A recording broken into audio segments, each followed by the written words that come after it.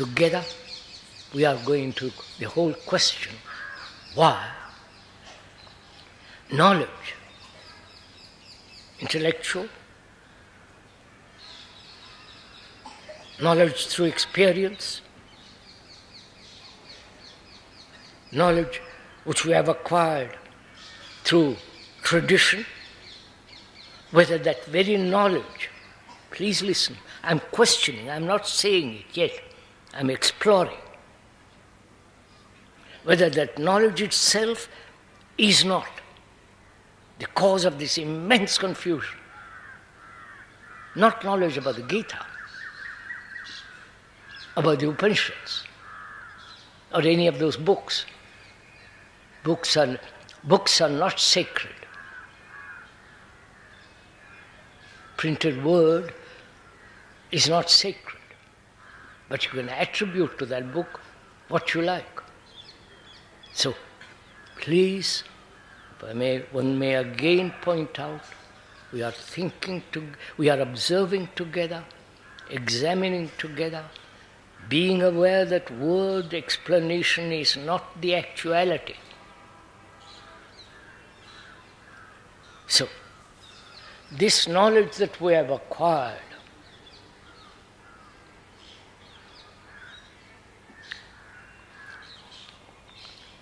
through education, through experience,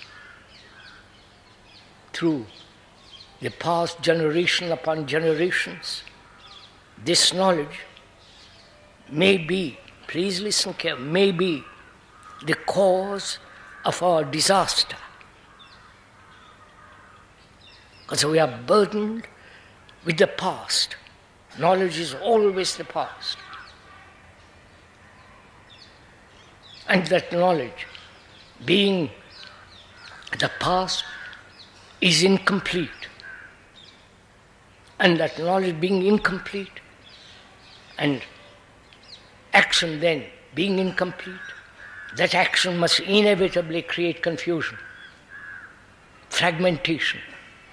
Where there is fragmentation, there must be not only conflict but confusion, like nations fragmented, like religious groups fragmented, beliefs divide man, ideals divide man. All these are fragmentations, and therefore there must inevitably be conflict, and therefore confusion. So we are inquiring together whether knowledge is not the cause, which is thought. Thought is not the cause of this tremendous decay of man. Thought, as we said, has created extraordinary things. The whole technological world.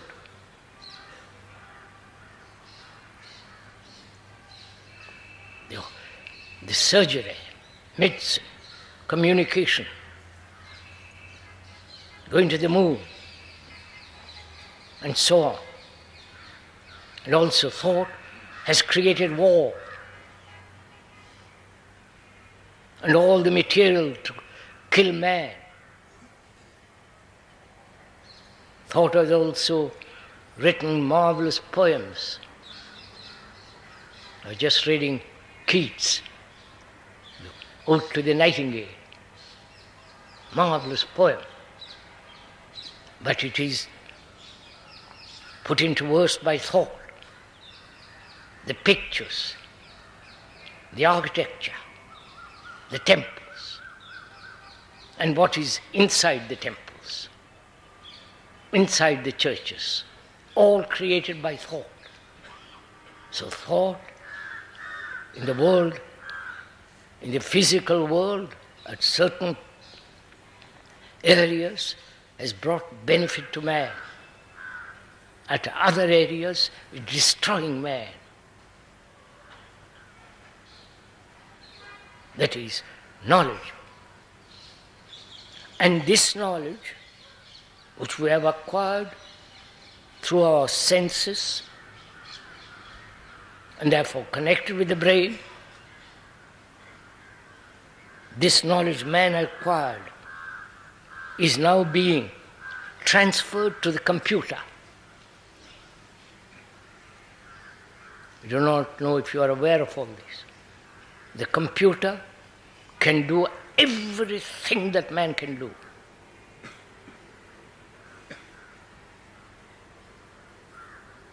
It can learn. It has been programmed as our brain is programmed. To be a Catholic, to be a Protestant, to be a Hindu, to be a Buddhist.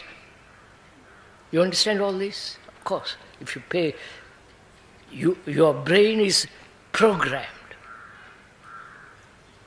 Whether you like it or not, you have to observe it.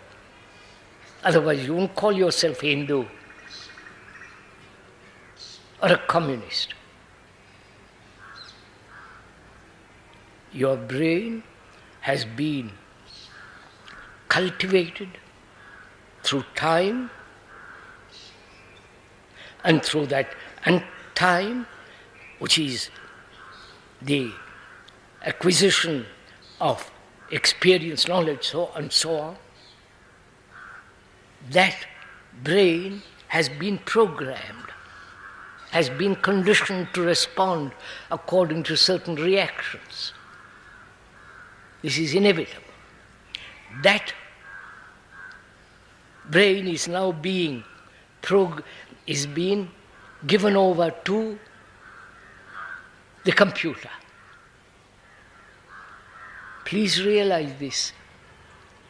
The computer is becoming your brain, the human brain.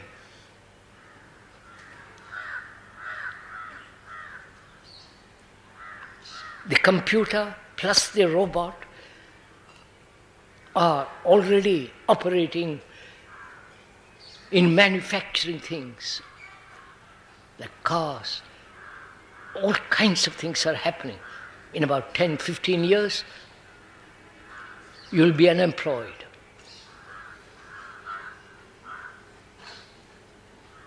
You have to face all this.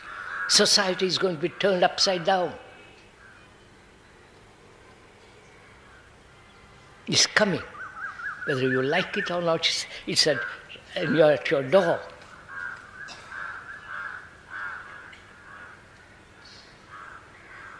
Do you understand the seriousness of all this?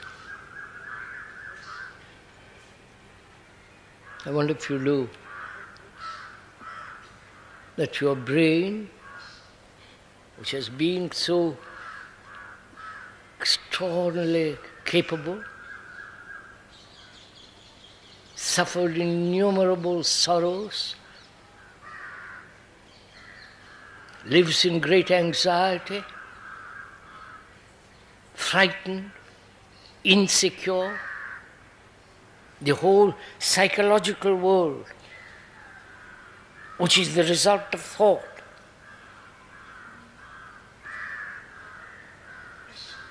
That thought, with all its knowledge, is being transferred to the computer and the robot. So man, then what is he? Do you understand my question? If the computer can do everything that you can, your brain can, which is it can learn, it can correct itself, it can foresee what's much more than human beings can. Its responses are instantaneous because it's programmed that way. Then, what is man? You understand all this? The computer say, I believe in God. Oh, you people laugh. You don't see this seriousness of all this happening to all of us. The computer can compose a poem.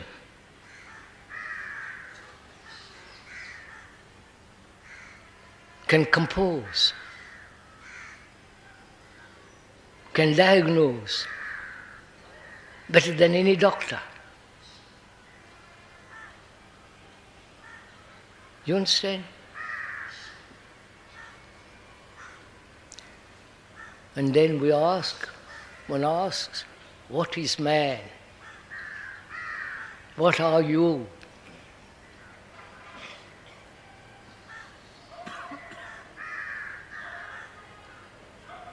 If the machine can do everything even better than you, what are you? Which is, our brains have operated mechanically. Right? It believes, it doesn't believe. It creates its own gods, its own philosophies. The computer can create a philosophy better than any philosopher.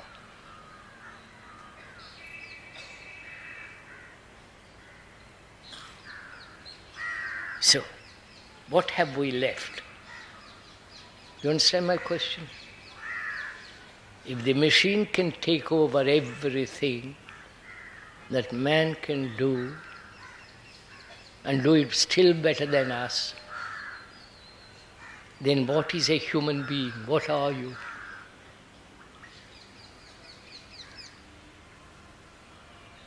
Your belief in God, the machine has a belief in God. It will do rituals better than you can do. It can invent theories better than any philosopher. Do you understand all this?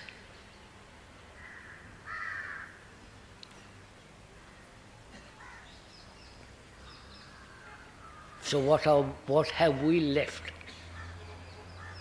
What we have left is our psychology, our psychological world. You understand? Our sorrow, our fears, our pleasures, our anxieties, our immense loneliness. You understand all this? That's what we are going to be left with. Not with your gods.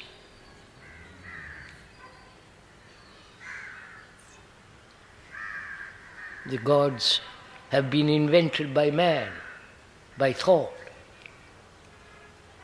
You have shaped gods according to your desires, your fears.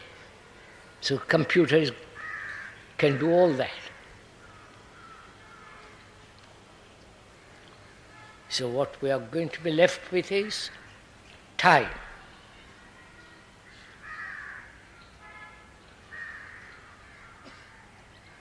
Biological time, psychological time, and time as day and night. That's what we're going to be left with. Time. And biologically, time is necessary. That's part of the genes, where it is. Genes also probably is computerized in time, to have time to grow physically. And you have psychological time. That is hope,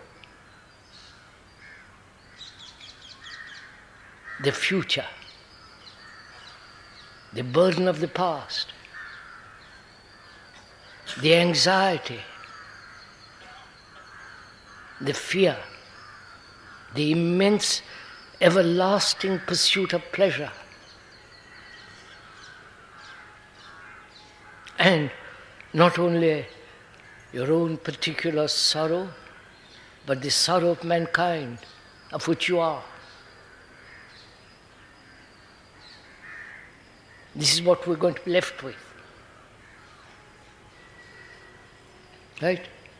Please, I hope we both are together observing the same thing. Not the speaker is observing and telling you about it, but we are together observing the facts, what is actually going on, of which most of us are not aware. Technology is advancing so rapidly.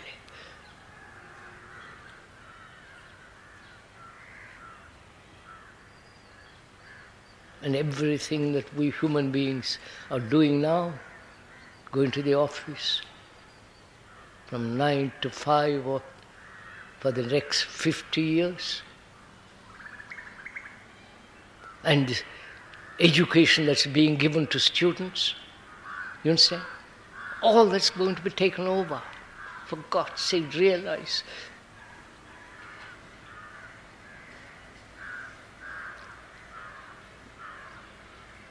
So, we are going to be left with all our senses. Senses which create, which is the center of the brain, and our senses either deteriorate gradually because we are incapable of using them anymore, because we are only pursuing pleasure. You are following all this? And so we have to find out what time means. Right? There is the biological time, psychological time, time by the sun set and sunrise, the new moon and the full moon. So the three times, biological, psychological, time by the watch. We can perhaps control or change the biological time, which is also, you see what's happening in the world. Little boys and girls are already having babies.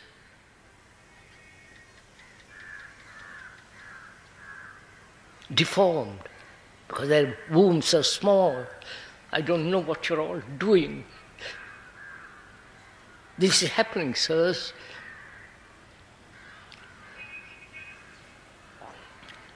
And there's a psychological time. You can't do anything about the chronological time. You can perhaps get up earlier, go later to bed. But you have only one factor, that is psychological time.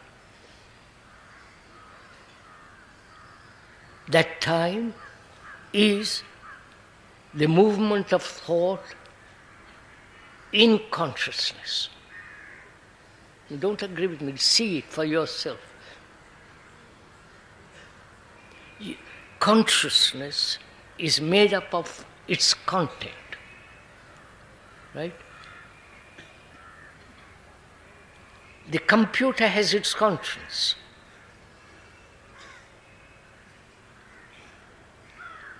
Because it's programmed to think this way, that way, answer rapidly and so on, which is what our consciousness is. I wonder if you see all the implications of it. Our consciousness, which is the accumulated beliefs, the accumulated confusions, the accumulated problems, the beliefs, the superstitions, the fears, the nationalities, the ideals, being left, politically left, center, right, all that is our consciousness, which is the computer is. You realize? So, what are we going to do with our life? You understand?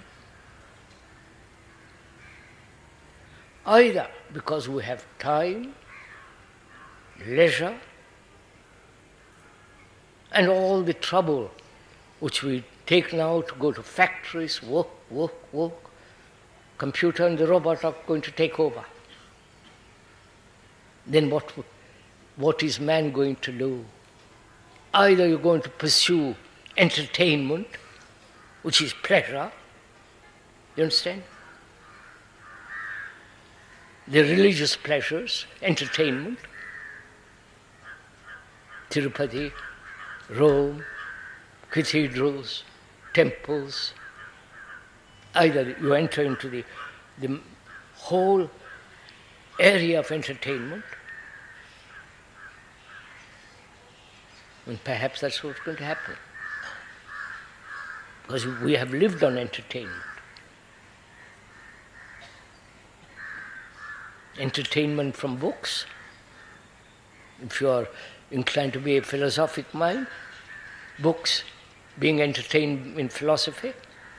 If you are entertained by Gita, Upanishads, Bible, you go in for that entertainment. Or you're being entertained by rituals, the mass, the temple worship, all that's going on, which is all entertainment. Or you turn inwardly.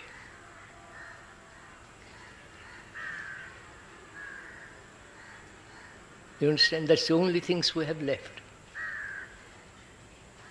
Entertainment or deep inquiry into oneself. Inquiry into the psychological world, the senses, the fears, the pleasures, whether there is ever an ending to sorrow. What is love? You understand? Whether what death means.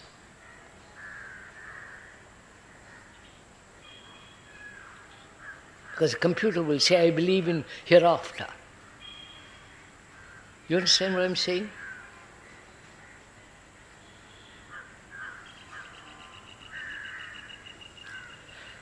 So together, let's go inward. You understand what I'm saying? Let us together examine whether there is an ending to fear, whether there is an ending to insecurity, not physical insecurity, because the computer may change the whole structure of society, as it's happening already.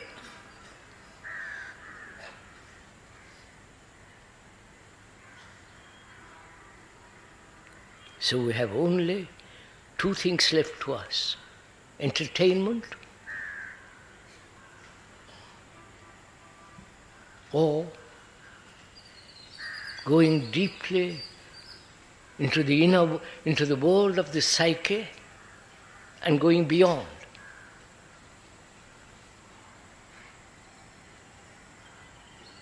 The scientists are also becoming entertainers.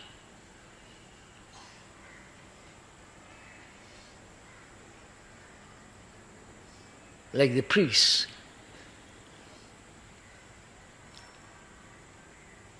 So you cannot possibly depend on scientists to salvage our inward state, nor the psychologist, nor the priest. There is nobody that can help us except our own observation. Which doesn't mean that we become more and more selfish.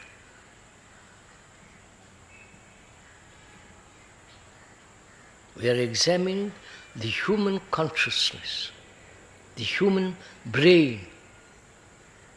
Your brain is not yours. It's the brain of humanity, because it has lived millions and millions of years. So in examining, investigating through skeptical exploration, we are examining not to become more mischievous, more ugly, more inwardly despicable and crooked, corrupt.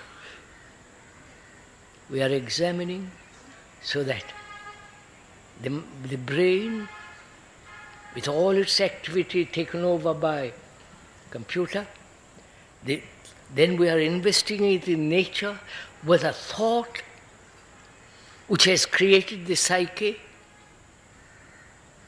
whether that thought, which is time, can stop. You understand? Please, thought is time. Right?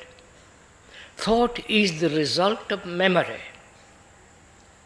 Memory is knowledge, experience stored in the brain. Therefore it is a movement.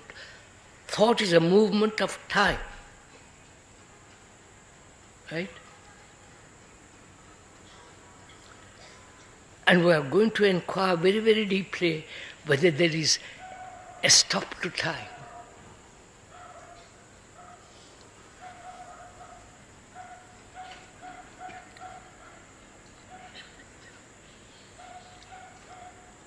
First of all,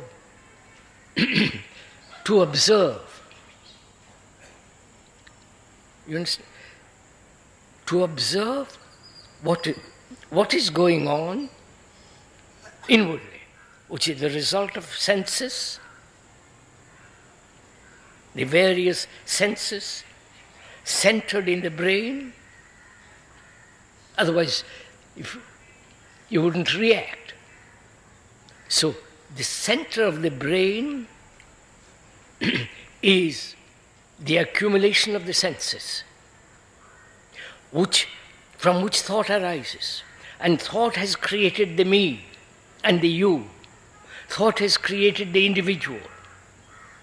But thought itself being fragmented, right?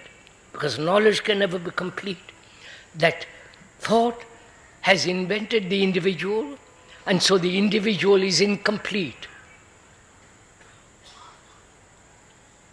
And there is no individual. Because your brain is the brain of humanity. Your brain has evolved through millions and millions of years. Therefore you are not an individual. That's the first thing to realize. It's illogical. It's not something invented by the speaker. You can see it for yourself if you examine it. So the idea that investigating this psyche, you are becoming more and more selfish, or you're going to be saved. This is not an individual salvation. It's the salvation of the human being, not you, Mr. Smith, or Mr. Rao, or Mr. whatever your name is, sorry.